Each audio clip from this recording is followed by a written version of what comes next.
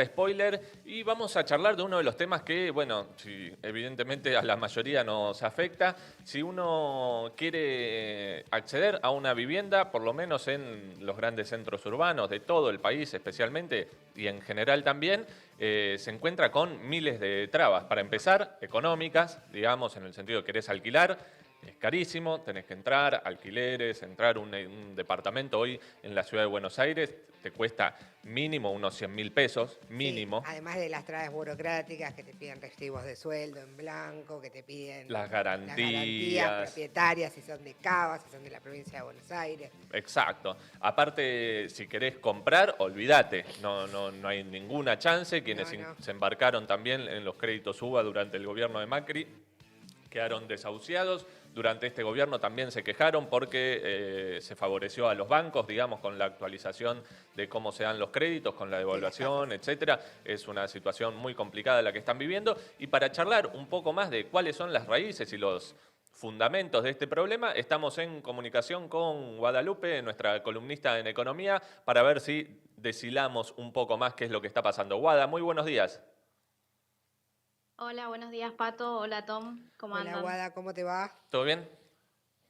¿Todo bien? Bueno, Wada, a ver si podemos empezar a desandar el camino. ¿Por qué es una odisea poder acceder a una vivienda para millones de personas en el país? Bueno, como decían antes, sí, la verdad que para todos los que alquilamos, esto de alquilar es una odisea. Y además lo que hace es dejar en evidencia que hay un problema real que sufren millones de trabajadores y trabajadoras, que es el acceso a una vivienda digna, ¿no? Que empeora la pandemia. Eh, Hay, por ejemplo, una encuesta de inquilinos agrupados que dice que hay más de 3 millones de familias que no tienen acceso a una vivienda digna. Bueno, pero para ir por partes, lo que decíamos antes, ¿por qué alquilar es una odisea?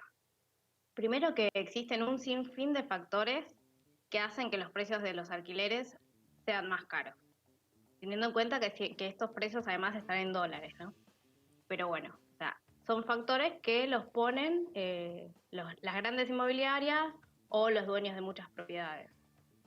Por ejemplo, no sé, si la propiedad está cercana o no a un medio de transporte, la cercanía de trabajo, que es algo fundamental para cualquier persona. Claro. Por ejemplo, para poner un ejemplo, imagínate que todos los días a la ciudad entran más de 2 millones de trabajadores de todo el conurbano.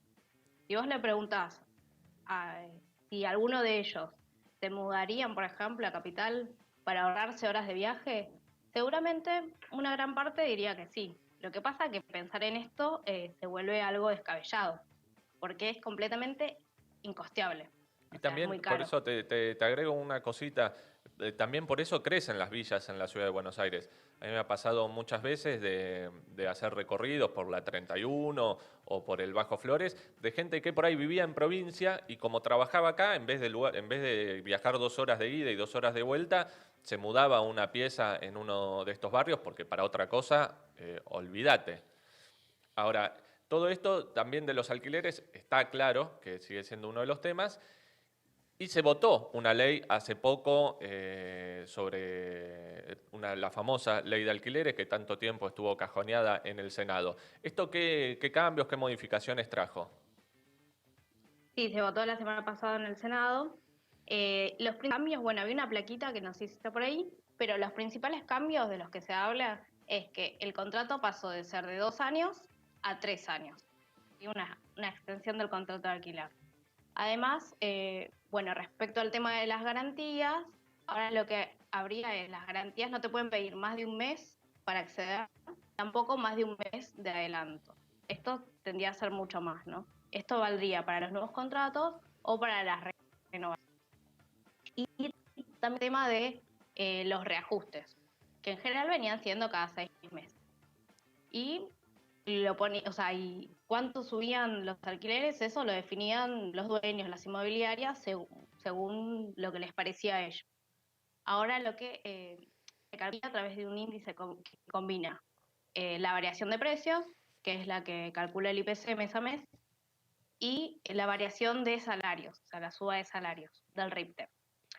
supone que, o sea, esto implica una leve mejoría respecto a lo que venía haciendo antes que decíamos, ¿no? Pero bueno, también hay un gran sector de trabajadores que alquilan y son informales y no tienen ajustes paritarios. Pero dentro de algunos de los cambios, esos son los principales. Claro.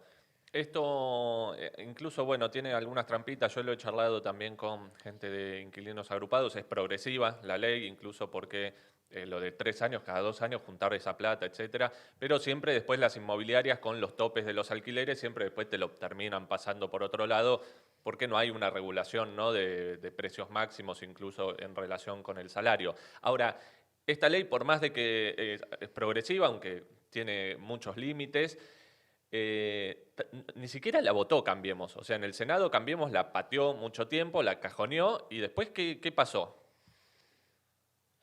Claro, sí, bueno, eso fue algo que fue muy comentado la semana pasada porque Cambiemos se levantó y no la votó. Dijo que no estaban en contra, pero que no les parecía un tema urgente en el medio de esta pandemia, ¿no? La verdad que eh, una locura porque justamente todo lo contrario. Y si bien, como estamos diciendo, implica eh, leves mejoras para los inquilinos, es una ley que se queda muy corta respecto a el gran problema habitacional que sufren millones de familias en este país y que se agravan por la pandemia, como decíamos antes. Pero bueno, sí, Cambiemos se levantó y se fue y no votó la ley. Ay, Claramente ahí lo que había es un fuerte lobby de las inmobiliarias que hace años también, o sea, que no quieren que esto que se avance en ningún tipo de derecho.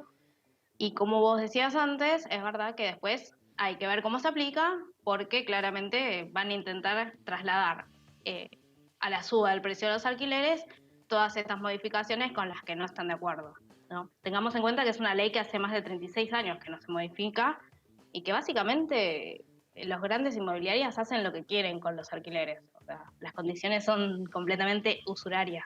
totalmente. Bueno, hubo una foto de esa sesión que mostraba un poco de espíritu a Cambiemos, a Lustó, en un momento progresista Martín Lustó, levantándose de la sesión, ¿no? Que miraba así para atrás como si se hubiera dejado algo en el recinto, no sé si se había olvidado la vergüenza o algo, ¿no? Si se olvidaba ahí para no votar esta ley.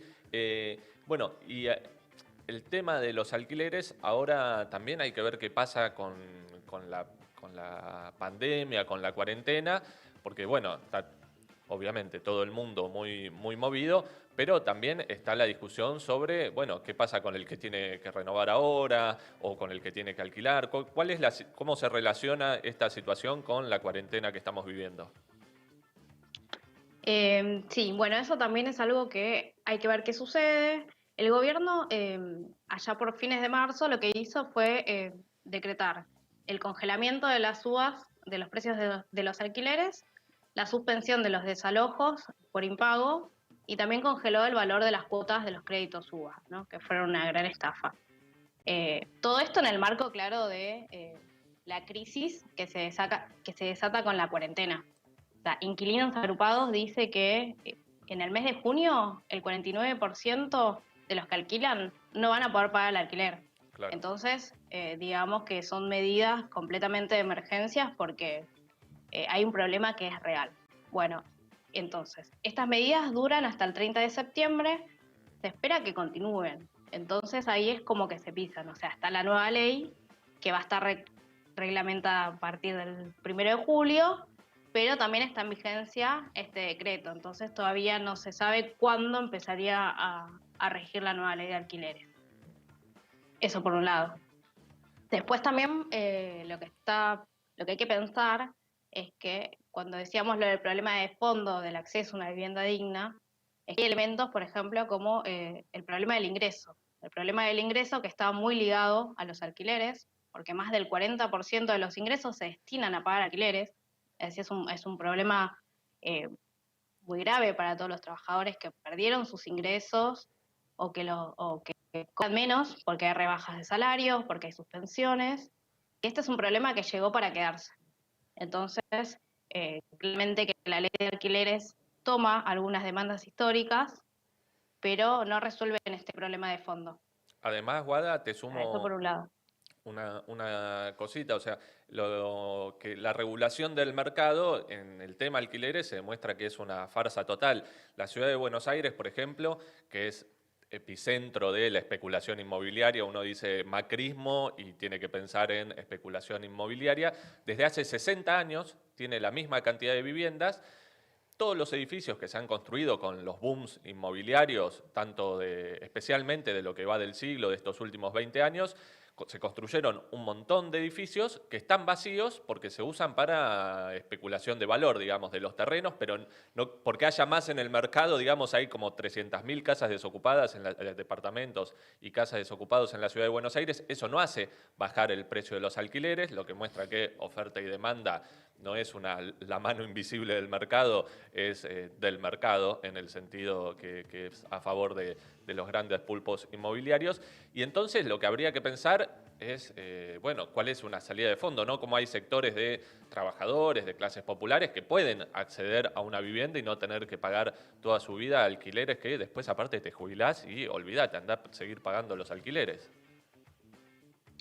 Sí, claro. O sea, el ejemplo de la ciudad de Buenos Aires, que seguramente se repite en otras grandes capitales del mundo, o sea, es un ejemplo de la gran especulación eh, inmobiliarias, incluso de grandes negociados de venta de terrenos públicos a constructoras amigas, o sea, negocios con la obra pública, o sea, digo, hubo un montón de gente que en todas esas décadas que vos decís eh, generó grandes ganancias con todo esto, pero el problema habitacional sigue siendo el mismo y cada vez peor, Y ¿no? hoy con Y un bueno, como dólar a 100 decíamos antes, en pesos, este contexto de pandemia.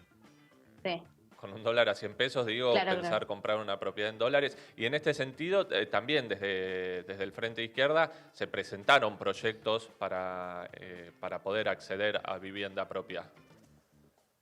Sí, por eso, para pensar un problema de fondo, o sea, vos tenés, primero que hay 3 millones de familias que están en emergencia habitacional, entonces, y vos tenés una gran cantidad de viviendas ociosas, que eran las que vos decías antes, entonces, por un lado, ahí tenés medidas concretas para tomar, o sea, es una cuestión de decisión política, pero también hay que pensar una solución más de fondo, o sea, el Frente Izquierda presentó un proyecto a las grandes fortunas, donde propone que uno de los objetivos de todo lo que se recaude, a los más ricos, a las empresas que más ganancias tuvieron, a los que tienen un montón de propiedades, es iniciar un plan de 100.000 viviendas populares, ¿sí? Esa es una de las medidas. Después tenés el tema de la ocupación de las viviendas ociosas, porque hay emergencia habitacional, ¿sí? Y porque van a haber personas que van a empezar a tener muchísimas dificultades para pagar el alquiler. Entonces hay que pensar medidas que sean más de fondo y no de 1 o 2 meses, porque, digamos, hay una situación de crisis que va a ser muy difícil. También tener en cuenta que tampoco hay acceso a créditos baratos, digamos, ¿no? Para los que están en la posibilidad de, pagar algún crédito para acceder a vivienda propia, que para algunos se vuelve un sueño cada vez más inalcanzable, ¿no? Como para los 9 millones de inquilinos que hay en todo el país, pero para otros, los que están en una situación de emergencia, se vuelve una cuestión muy peligrosa incluso, ¿no? Porque ya discutimos todo lo que implica el hacinamiento frente al avance de los contagios. Entonces es un tema que necesita salidas más de fondo. Agregando algunas cosas a lo que decía también Pato, lo que pasó al inicio de la pandemia y demás es que mucha gente del conurbano se vino a vivir no solamente a lo que sería Retiro y demás, sino también a algunas pensiones y también a la Izquierda Diario y al WhatsApp, al 11 23 40 9864, llegaron muchas denuncias desde desalojos en donde esas personas podrían vivir en estas viviendas ociosas que vos decís. Sí, sí, sí, es uno de los Claro, temas sí. que está en crisis y ahora salta a la luz de nuevo con la cuarentena. Así que bueno, Guada, nos queda un panorama un poco más amplio de la situación también de la vivienda y de los alquileres y seguramente cuando salga de la cuarentena es algo sobre lo que va a haber que discutir, sí o sí. El tema de la vivienda ya es una crisis que no se puede ocultar. Así que te agradecemos mucho la columna y bueno, vamos a seguir en contacto.